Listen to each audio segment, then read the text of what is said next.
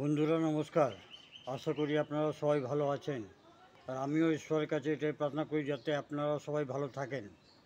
আজকে যে আমাদের বিষয় হচ্ছে ওটা হচ্ছে ইনটক্সিকেশন। নেশা থেকে, যে কোনো নেশা থেকে কীভাবে মুক্তি পাওয়া যায়। একটা জিনিস আমি জানি থাকি, এগুলো কিন্তু ঠিক নয়। খুব বেশি নেশা করলে অনেকগুলো প্রবলেমে রাইজ হয়, যেটা আমাদের শরীরটাকে নষ্ট করে দেয়। দুটো জিনিস, এক হচ্ছে ভগবান কীভাবে পাওয়া যায়, কোন রূপে আসেন, কোনো ঠিক থাকে না। আর 2 নম্বর হচ্ছে যে ক্যান্সার কীভাবে আসে, কোনো ঠিক থাকে না।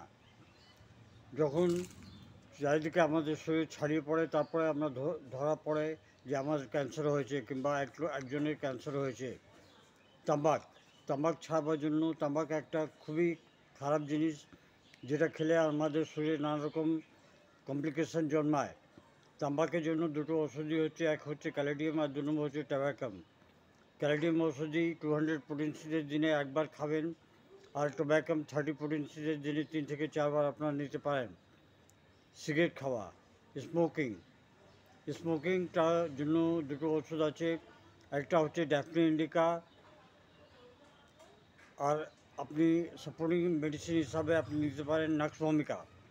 ড্যাফনি ইন্ডিকা 30 পোটেন্সিতে, আর নাক্স ভমিকাও 30 পোটেন্সিতে দিনে 4 থেকে 5 বার নিতে পারেন। ক্যানাবিস মানে গাঁজা।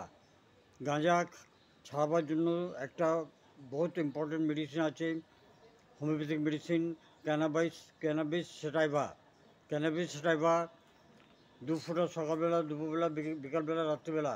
এটা যদি কন্টিনিউসলি যদি খাওয়া যায় 6 মাস, তাহলে আমাদের গাঁজা খাওয়াটা কমে যাবে। থার্ড মেডিসিন হচ্ছে আফিম খাওয়ার জন্য। আফিম খাওয়ার জন্য যে দুটো মেডিসিন আছে, ওটা হচ্ছে নাক্স ভূমিকা 200 পোটেন্সিতে একবার খাবেন দিনে, আর টুসিলাগোটাকে 30 পোটেন্সিতে নেবেন, ওটা 3 থেকে 4 বার খাবেন। আশা করি এই ছোটো ক্লিপ আপনাদের পছন্দ হবে। পছন্দ হলে আপনারা লাইক, শেয়ার, সাবস্ক্রাইব অবশ্যই করবেন।